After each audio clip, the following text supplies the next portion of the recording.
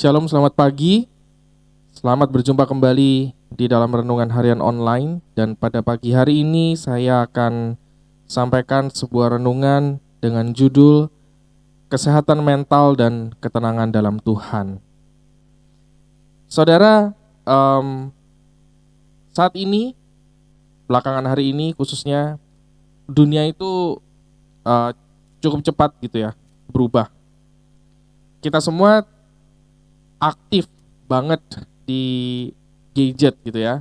Kita semuanya pasti punya yang namanya sosial media.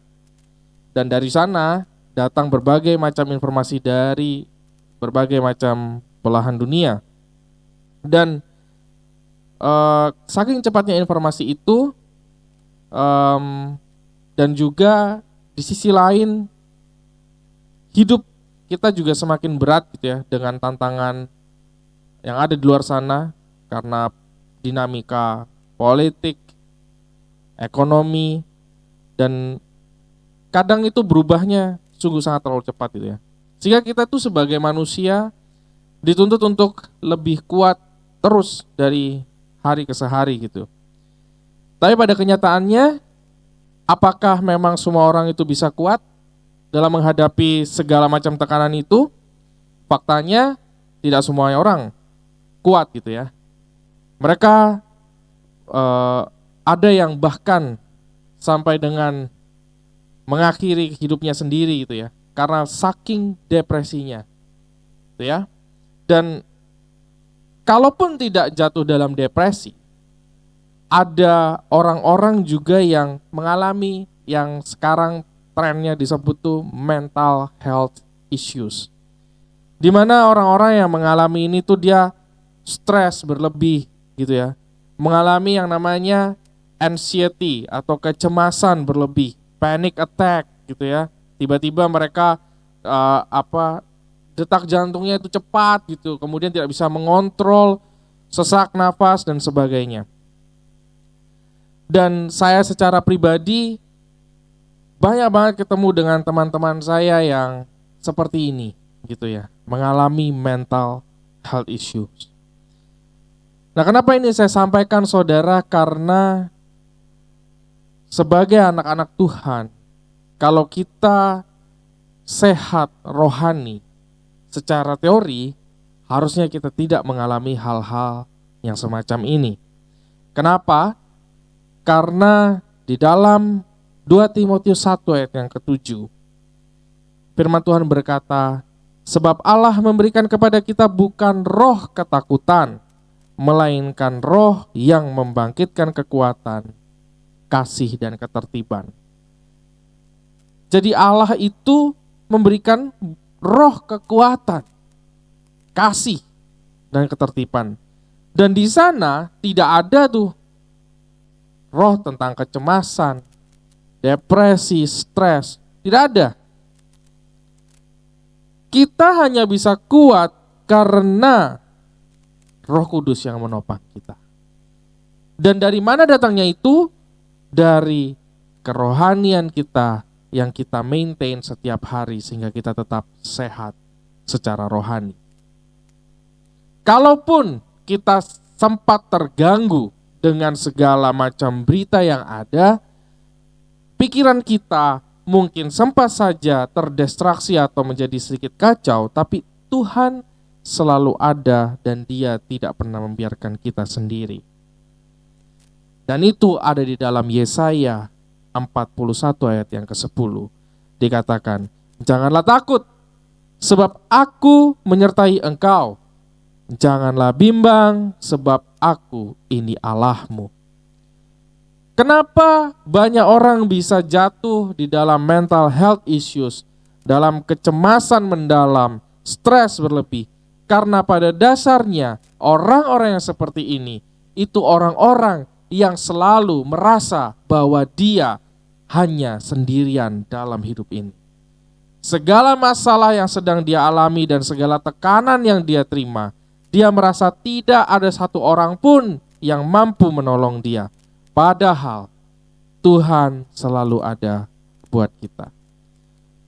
Saat kita merasa tidak mampu, saat kita merasa terbebani dengan sangat berat, Tuhan Yesus bilang, jangan takut, aku menyertai engkau. Tuhan akan meneguhkan dan menolong kita, dan Dia sendiri yang akan memegang tangan kita.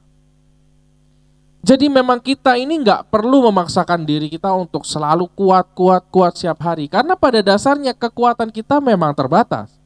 Dan hanya Roh Kudus yang mampu memberikan kita kekuatan lebih, sehingga kita tidak jatuh dalam dilema mengenai mental health issues.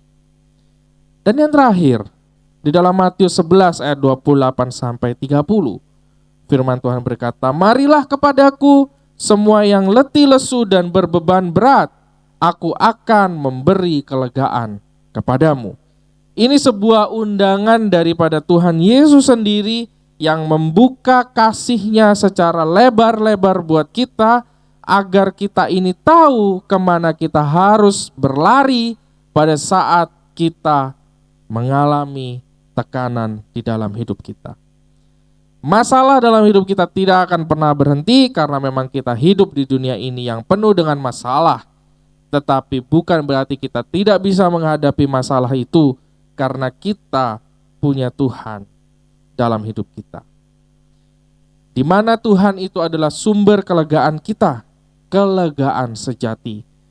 Bukan sekedar pelarian sesaat yang ketika kalau kita sudah tidak ada di sana, kemudian rasa cemas itu datang lagi, pikiran yang berat itu datang lagi. Tetapi kalau kita sudah datang kepada Tuhan dan taruh semuanya kepada Tuhan, Tuhan gantikan itu semua dengan ketenangan sejati.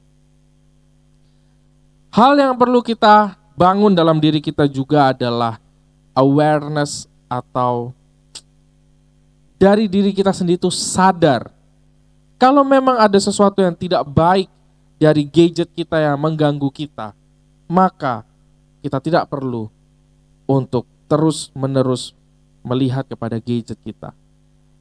Saya secara pribadi, saya sudah tidak bermain sosial media, sudah kurang lebih hampir 2 tahun. Saya sudah gak main yang namanya Instagram, Facebook. Saya cuma ada YouTube karena memang ada renungan harian. Tapi pun saya tidak setiap hari saya membuka-buka YouTube itu, kecuali pada saat saya mau mendengarkan renungan. Setelah itu saya bekerja, pulang saya main dengan anak-anak. Jadi saya tidak sempat lihat sosial media. Bahkan saya mungkin kalau bisa dibilang untuk berita-berita yang sedang viral, ada viral apa, ini itu, saya nggak terlalu mengikuti gitu. Dan saya hanya punya satu sosial media profesional yang namanya LinkedIn, yang itu memang khusus untuk profesional kerjaan aja. Selebihnya saya tidak ikutin. Dan itu membuat saya merasa lebih baik.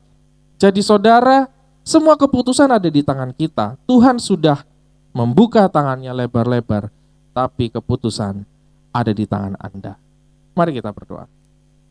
Tuhan Yesus, di tengah situasi yang berat di dalam dunia yang kami jalani ini Tuhan, kami tahu kami tidak bisa bergantung pada kekuatan kami sendiri. Tuhan, ingatkan kami semua, khususnya keluarga besar Happy Sword Family, bahwa Tuhan, Engkau ada bagi kami, dan Engkau akan memegang tangan kami, dan biarlah kami Tuhan sadar bahwa Engkaulah Tuhan yang ada di dalam hidup kami dan senantiasa menyertai kami.